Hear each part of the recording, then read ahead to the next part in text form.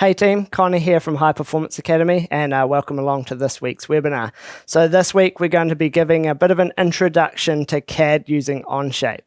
Onshape is a really popular CAD software package or program at a hobbyist and professional level.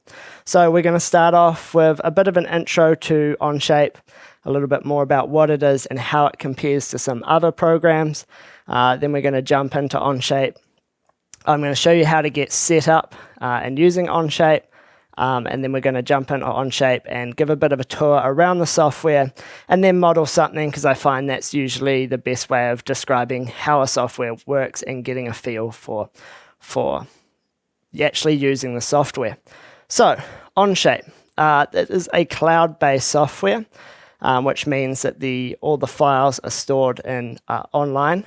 And it's also browser-based, so that means that you're using it on your browser, be it Chrome, Safari, anything like that. So what that means is you can access the software from anywhere that you have an internet connection, any device. It doesn't really matter. It's not like an application where you download it to your computer and you need to save it on there and use it like that. But it does mean that you need an internet connection to use it as well.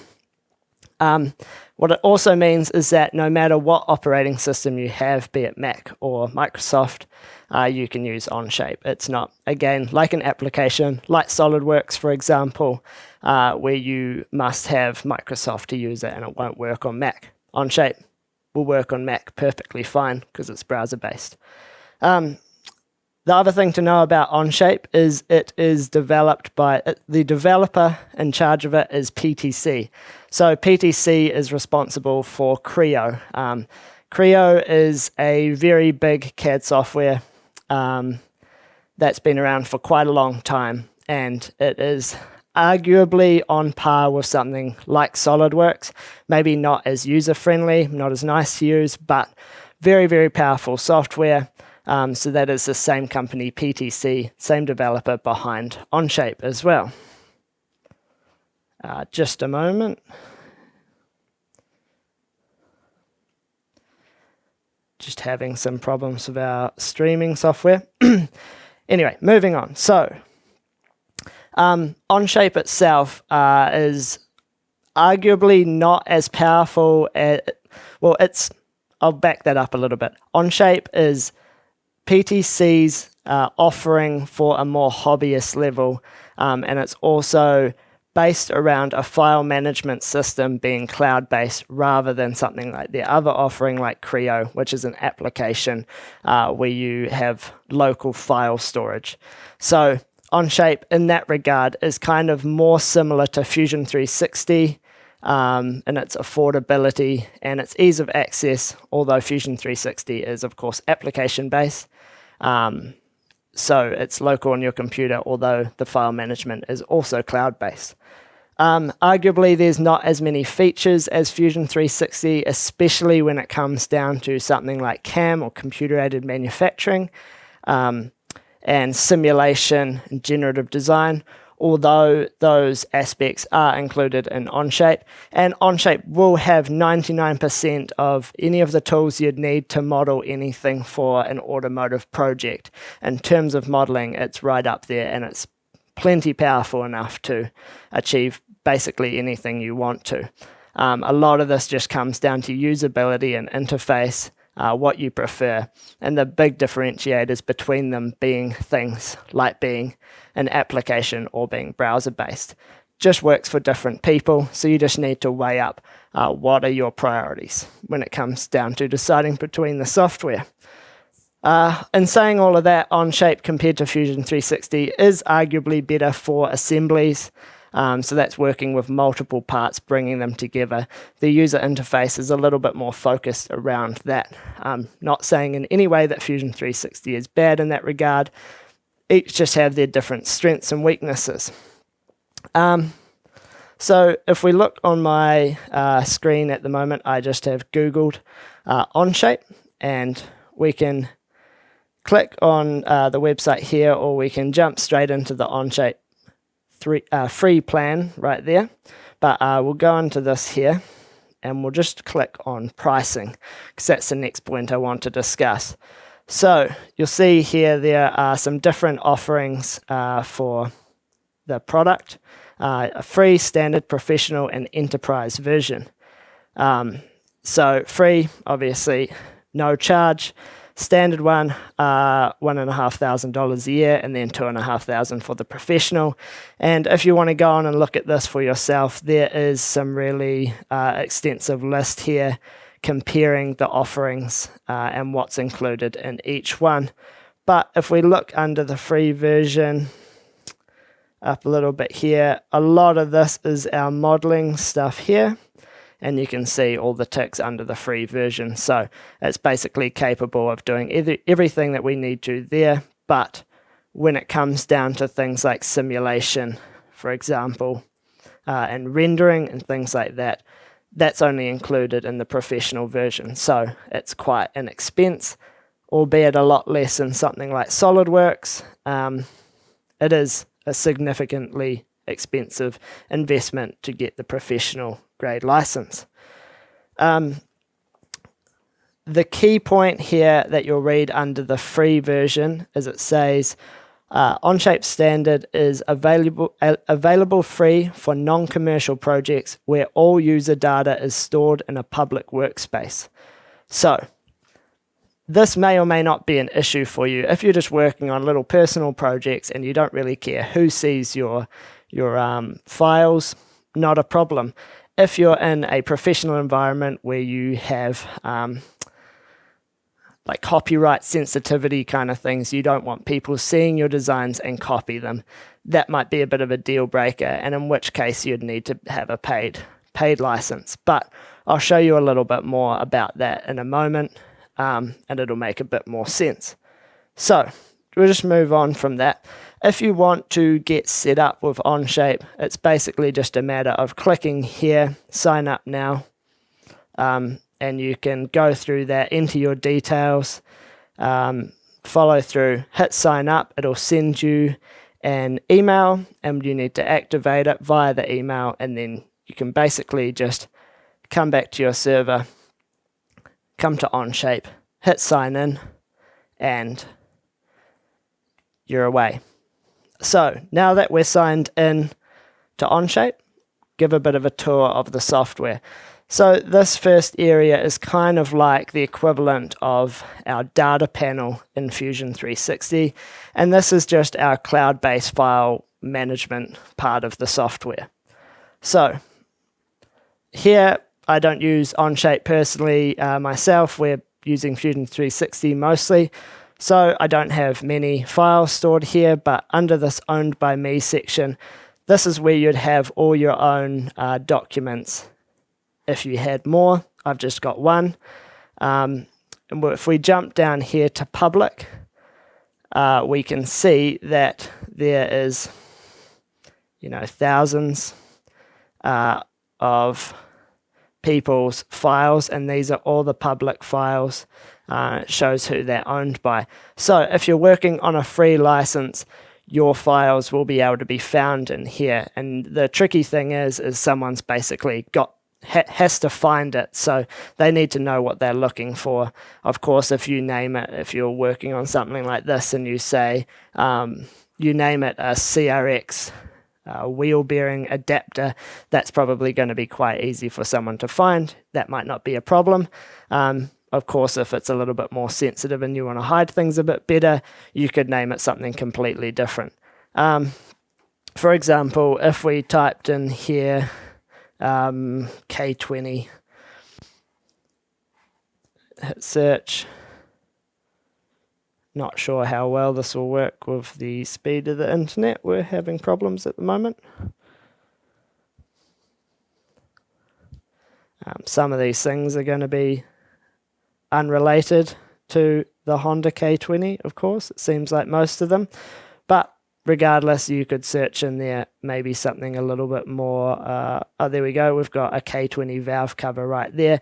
So you'd be able to open that up and basically use it as a read-only thing. And that doesn't mean that if you've saved something in here, someone can go into your document and modify what you've got. And basically stuff it up for you, they can copy it to their own library and then work with it from there, but they're not going to mess up your design, basically.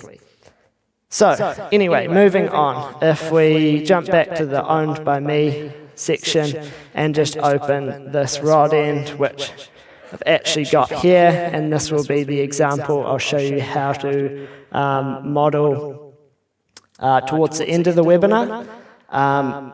This is basically our model space in Onshape. So, it looks very similar to what you'd be used to if you're familiar with CAD. This is 90%, I'd say, of CAD software looks like this, where we have our model space in the middle, and we have our toolbar along the top here. We have some sort of browser or feature tree, a model tree down the side here that shows the features that we use to create the part. We have our default geometry, that's our top, front, and right planes. So fairly standard there, and over to the right here we have the views as well. So if we click on that, we can view from the front, top, and basically just use it to rotate our model around. And then the view drop down here, we can jump into there and do things like a section view and cut through that plane and look through, see the section view there. Sorry, just having more issues with the streaming software. Just get that started again.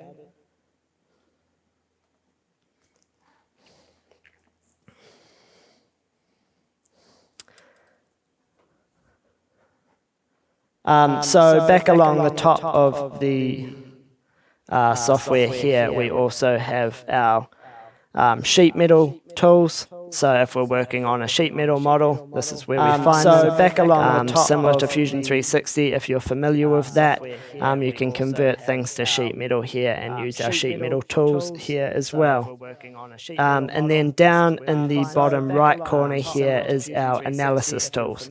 So simple things like the measure tool, for example, or the analysis tools here, a few different ones there, and then the mass properties as well. So, for example, if we jumped over here and selected the parts of the model, and we set the assigned a material for the two parts, for example, and let's just jump in and choose a stainless steel, we could then pop down here to the mass properties, select both of those, and that's showing 712 grams roundabout for that part based on the density of stainless steel which has been assigned to those, so the software can calculate that.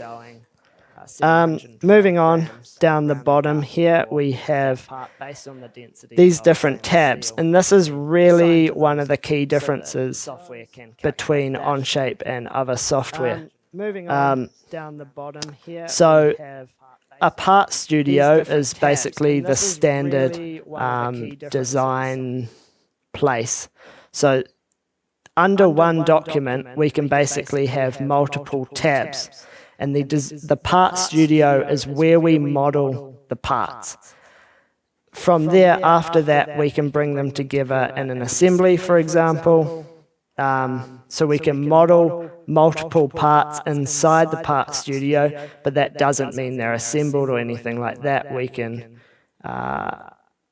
should just be able to move them around, but we bring them together in the assembly, and we can specify how they're joined together, use different mate types to have a relative motion between the parts, and then if you're in a paid version, the simulation side of things is accessible through this assemblies tab as well. But if we also added a tab here, this is where we can come in and create a new drawing, for example, or create another part studio. But this is all done within that one document. So if I pop back just out to here, this is our one document, and I could design multiple parts in here. I could bring them together in assembly. I could have the drawings all done within here. And that's not to say that if I created another document, I could also use those parts in that document as well. Perfectly fine. So that's probably the biggest difference between something like Fusion 360 and Onshape. And if you're familiar with these terms, it is somewhat related to the bottom-down or top-up modeling approaches that we've discussed in previous webinars. We'll move on. And we'll come back to covering these soon, so it'll make a little bit more sense. At this point, I'll just make a call for questions.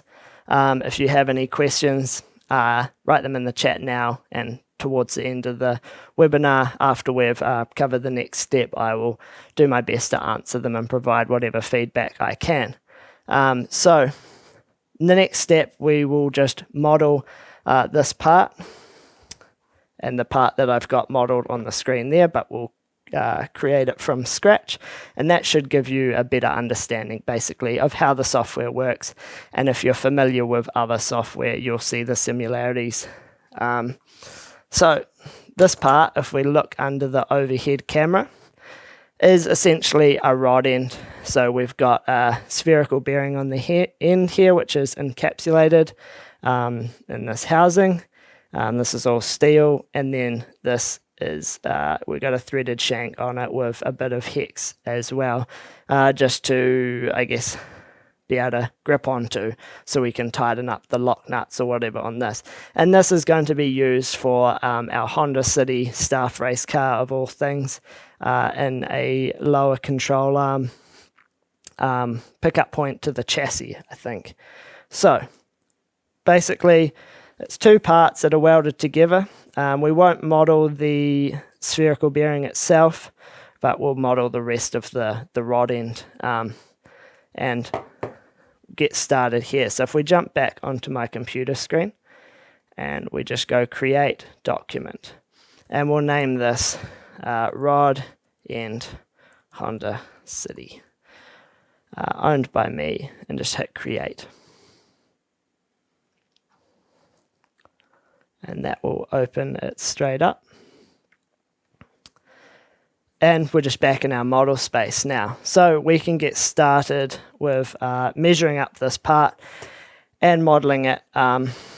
It's fairly simple. There's nothing too complicated here, but it will allow us to use a bunch of different tools. So we'll get straight into it. Like most modeling processes, usually starts by sketching something in 2D and then moving to our creation tools to bring that into a 3D model, basically. So we'll start here with a sketch on the top plane. Doesn't automatically look normal to the sketch plane, so if we just right click and click here, view normal to sketch plane. And then we'll just start off by modeling the housing around the encapsulated spherical bearing. So we'll start off with simple circle based on the origin, and we'll do another one inside that as well. And then if we jump over, where is it? Dimension tool D on the end here, we can dimension this outer one at a diameter of, we're in inches. Just a moment. I need to change my workplace units to millimeters. Angles, this should all be fine by now. We could go through that and change everything else, but change it to millimeters because that's what I want to work in. Sketch again on the top plane, and we'll just bang those two circles on there again. Then dimension them. The outer circle we will make whatever the outer diameter of this is. 49.9, 50 millimeters, we'll say. We'll just try to work through this pretty quickly. And then the inner can be inside of this 34. And we'll finish that sketch there. So pretty simple first sketch. And then this is our extrude tool along with the other standard creation tools along the top here. Extrude tool has to be the most commonly used CAD tool. And we'll just select that outer, the profile between the two circles. So blind, this is basically the extent of our extrude, if you're familiar with CAD, but we can leave that as it is. And we'll just make it symmetric, so it's going to extrude in both directions from the profile plane. And we will have that extrude, the thickness here, which is 26 millimeters. And just like that. So that's our first 3D body. So moving on from here, we will do, I know we can't see the inside of this and I haven't taken the circlip out to pull the bearing out, but we've basically got the recess in there for the spherical bearing, and then we have a groove for the circlip as well. So I'm just going to kind of basically make this up of roughly what I think it'll be. So if we sketch again, doesn't matter what plane, be it the front plane or the right plane, just not on the top plane. Right click again, view normal to sketch plane. And then we're going to use this here, which is use, project, convert. They're all called the same things, similar tools to a lot of other sketch software. And we will project this top face, so that creates a line across the top there, and then project the inside face, so that creates a line there, basically where that intersects our sketch plane, which is the front plane here. And we'll also create another line down here, straight through the middle. I'll just, view normal to sketch plane again. And then the recess is going to look something like, if we call this the bottom here, come up like that. Just something simple like that.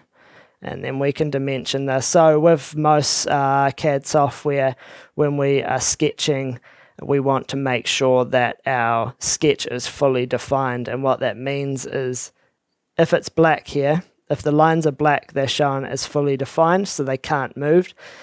They can't move, that means their location is completely defined. Whereas something like this blue line here, I can drag and move that around, which is undefined.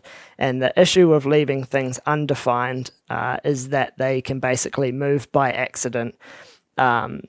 So we might not notice, and we might get to the stage where we think we've finished our project and something has moved a little bit, and other things that are referencing that undefined geometry would have moved as well. So it's just a way of avoiding errors creeping in. So if I just say the recess here is, we'll say 4 millimeters wide, and this distance we'll put as 4 as well. And then just to enclose that profile, we'll just link these up here, and we'll finish that off. So next we can jump into, actually I'll go back into that, edit that sketch, and I'll include the O-ring groove as well in there. So that'll be, the circlip groove, not the O-ring groove.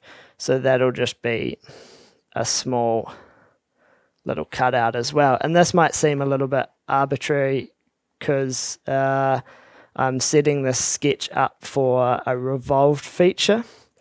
So sometimes it can be kind of hard to picture what that sketch needs to be, but it'll make more sense in just a moment. So those lines are black, that should be defined. And then if we jump into our revolve tool here, we can hide the part quickly, select those two profiles, and then the revolve axis will be this vertical line that we drew straight down the center of the part. I will show the main body again, and then I will set the revolve to remove material. So it basically makes a revolved cut. So rather than creating a new body or adding material to the part where that profile is, it's removing material from the solid body that we already have. So that's the remove thing there. And we'll just do that. So basically we've got a section here where our spherical bearing could slide down into, and we use a circlip to lock the end of it up. So we'll move on. Next here we can see on the top of the part we have some chamfers around the outside edges, which are quite small, and then we have a bigger chamfer on the inside here. On the the bottom side we also have small chamfers just on both sides of the lead-ins there. So we can add those now. Very simple and exactly the same process as other software. So jump into the chamfer and we'll set this as an equal distance chamfer. So that just basically means the chamfer on the edge will extend the same amount each side.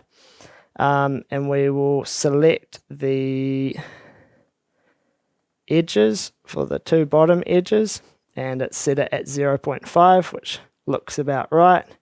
And the outside one there, and select OK. So that's just put a little chamfer on those edges. And then we'll add a bigger chamfer here, and we'll set this as two distances, and make that as 2 and 3. So that's just a unequal distance chamfer where one chord is longer than the other. And that is the chamfers added. So that's basically the first part, really basically drawn if that was going to be machined before being welded to the shank. So we'll move on to the shank next. And that's going to start with a sketch on the right plane or front plane. Again, doesn't really matter. We'll do it on the right plane, and we will just view normal to the sketch plane again, and then sketch a circle centered on the origin, and we will define the radius at whatever this measures out to be, 22 millimeters. And then from here we can just extrude this, drag it out to whatever distance we basically need here. So that would be the distance from the center of the part to the end of the shank. My verniers aren't going to measure that, but I did model this before, so it's actually about 205 millimeters. And here we're going to choose to create a new part rather than add that, because if we selected add, it would join it to the original part. But since this is two parts that have been welded together, we're going to create two parts and we're going to join them together soon in our assembly. So select that. The issue is here we've got this bit in the middle that we don't want. So if we click the split tool here, and then we choose the part we want to split, which is this, and then the entity to split with, which is this outside face of the original part, and then we can choose not to keep both sides.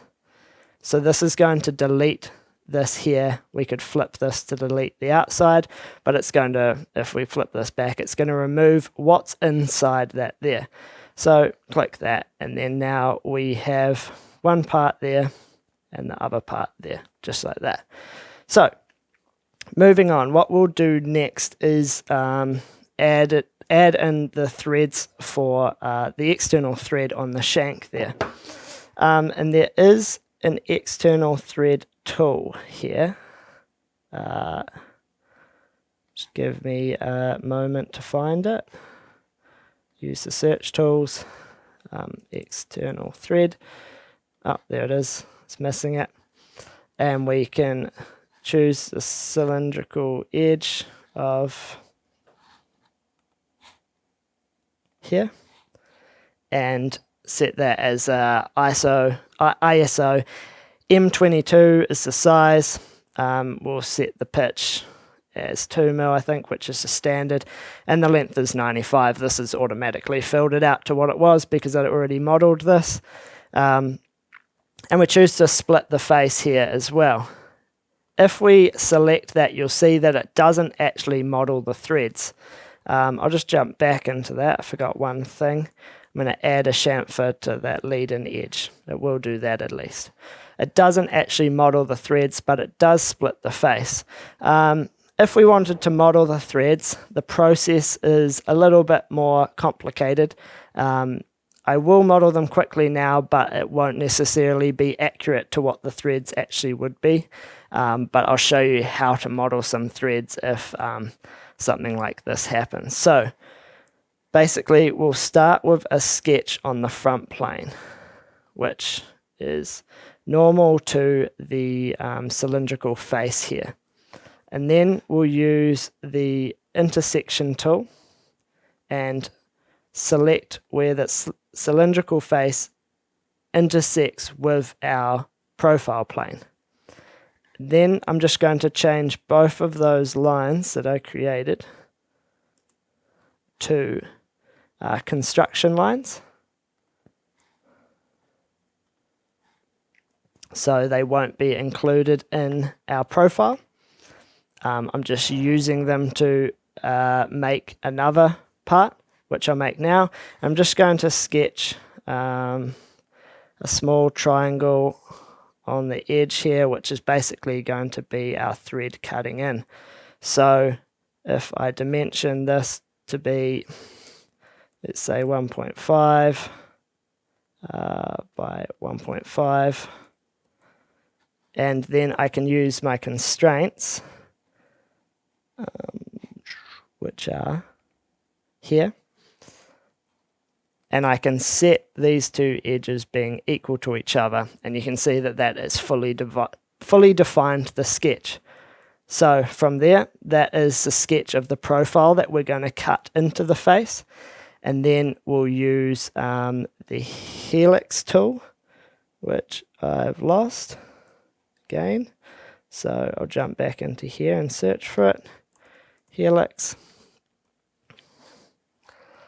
and we will select the cylindrical face that the helix is going to be on.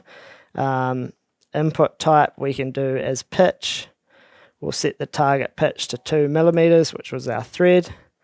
The start angle, start condition we can set as our start point and select that point on our sketch.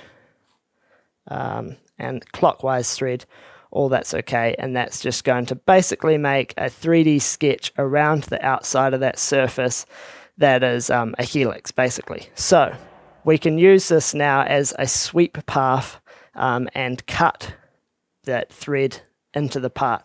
So if we select the sweep tool here, the sweep tool, like every other CAD program, if we show that sketch again, basically sweeps a profile along a path.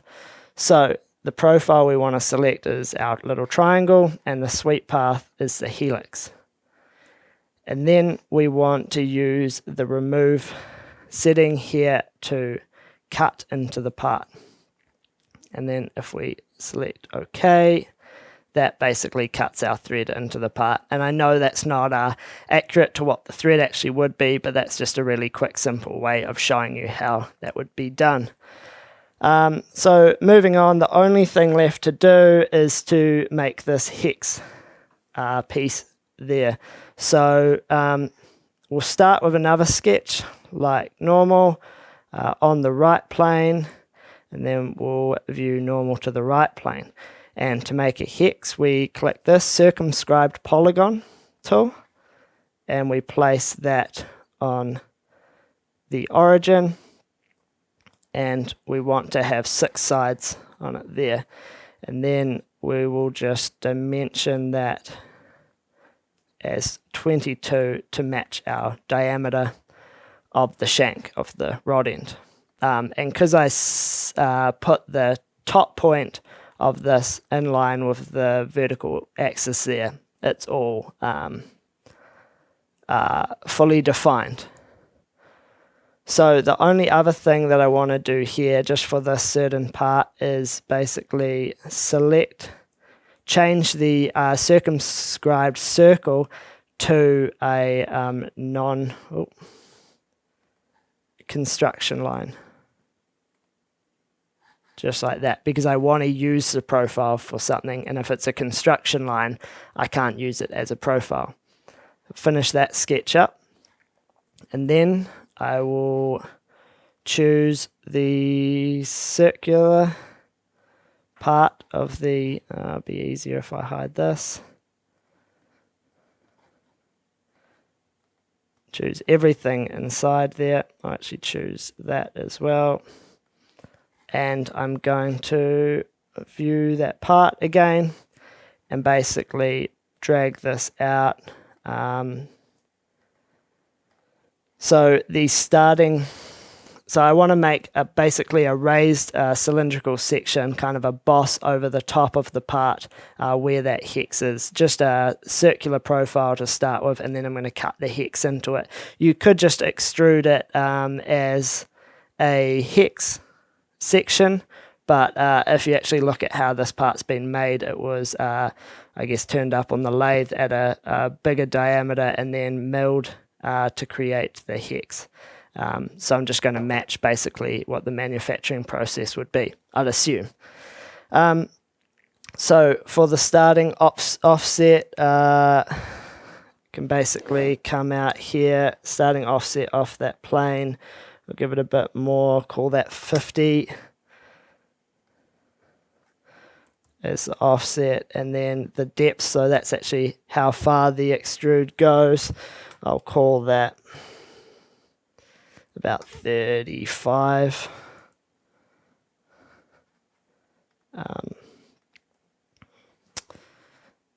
Running a bit slow, and then we can finish that, and that's just added that part to the original body. Then I can chamfer those edges, so the top edges, and I'll do two distance chamfer. Where are we up to? 5 by 2 should give us roughly what we want.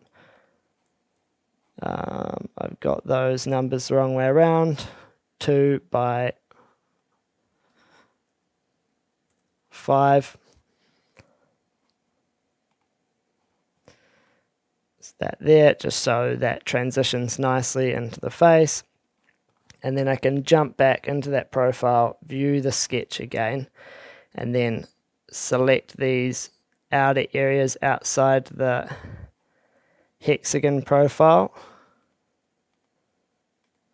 And I want to cut, so I select remove, bring that along, hide that. I want the merge scope just to be of part 2, so it's only going to cut part 2, it's not going to cut that other part that we had here, the original part, and that will work as it is.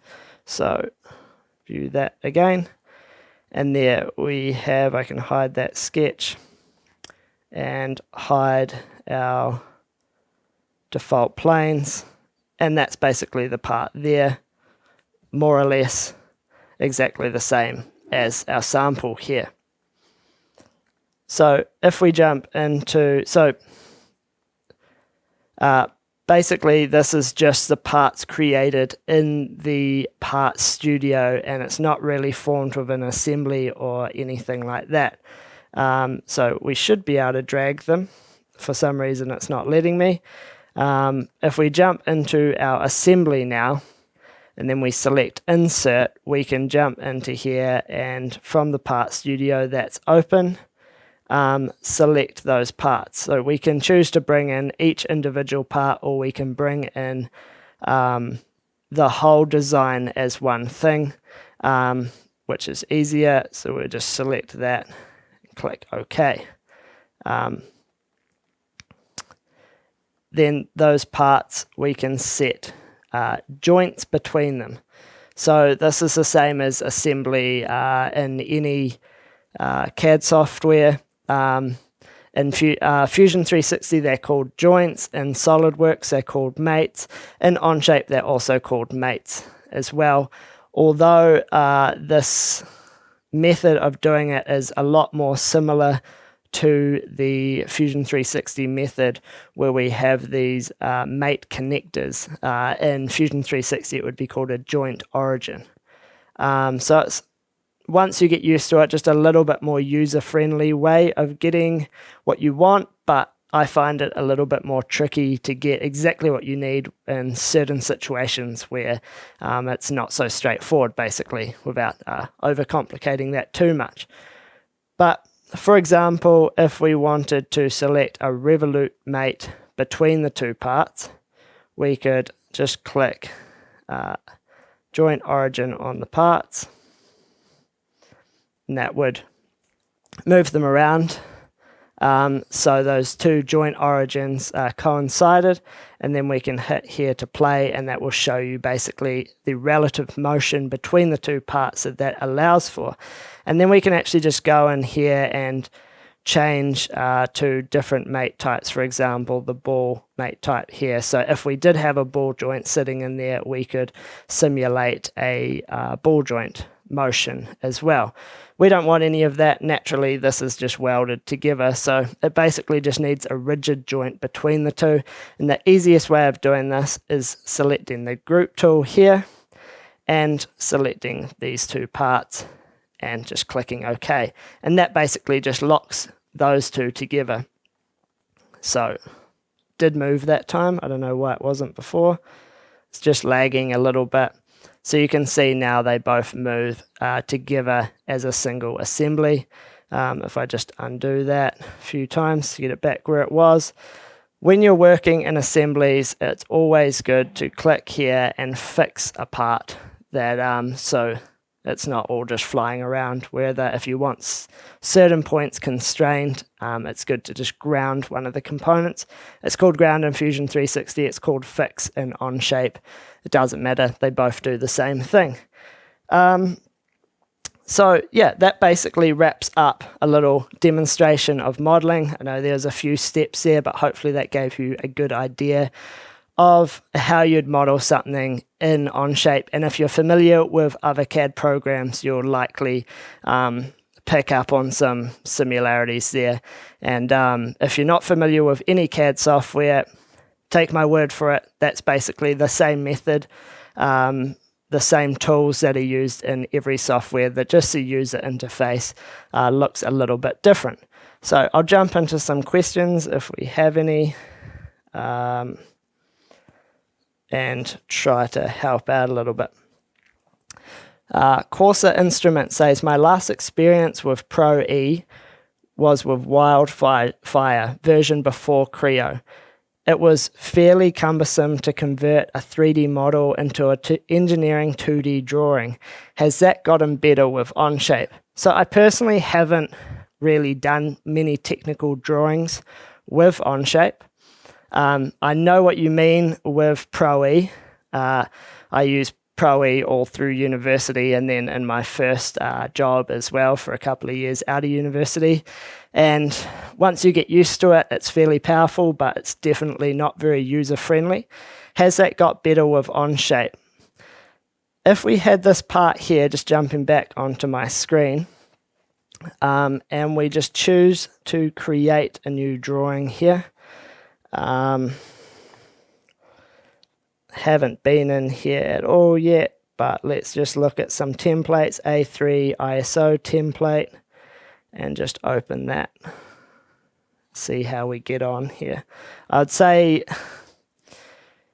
most of these software now, especially something like Onshape and Fusion 360, that is aimed more at a hobbyist market. That's really what they're focusing on, is the user experience, so making things as simple as possible for new users. So started a new drawing here, and then we can just insert a view, click a view scale here. A3 half scale should fit fine. Insert part studio. Okay, so it's not the assembly. We can just drop that on. So pretty standard. And then projected views up here and to the side. And then I assume dimension tools up here somewhere. We can put a diameter dimension on that and maybe the inner one as well. And some height dimensions. So in terms of just getting views set up and start dimensioning them, seems pretty simple. There's likely, section views on the top, things like that, brake views, detail views. It all seems to be there, pretty similar to Fusion 360 as well. So if that's any reference for you, hopefully that answers your question. It seems pretty simple from a first look. Jump back into some questions if there's anything else. Doesn't seem like there is, so we'll wrap that up there. Thanks for watching this webinar. Next week, hopefully, we'll be back doing a similar thing with SolidWorks for makers. We're just working through a little bugs trying to get that working on the hardware that we have. So hopefully we can get that sorted out for you next week, and we'll be back to show that. So thanks for watching. That was just a taste of what we put on every week for our HPA Gold members. Our Gold members are able to watch these live and ask questions and get answers while we're presenting. After the webinars have been hosted live, they're added into our webinar archive where our Gold members can re-watch them at their leisure. We've currently got over 240 hours of existing webinar content covering topics on engine building, engine tuning and wiring. This is one of the fastest ways to expand your knowledge on a wide range of topics, as well as to stay up to date with the latest tools, trends and techniques in the performance industry. Our Gold members also get access to our private members-only forum, which is the best place to get fast answers to your specific questions. Gold membership can be purchased for just $19 per month. However, you'll also receive 3 months of free access with the purchase of any of our courses. Click the link in the description to learn more. If you like that video, make sure you give it a thumbs up, and if you're not already a subscriber, make sure you're subscribed. We release a new video every week. And if you like free stuff, we've got a great deal for you.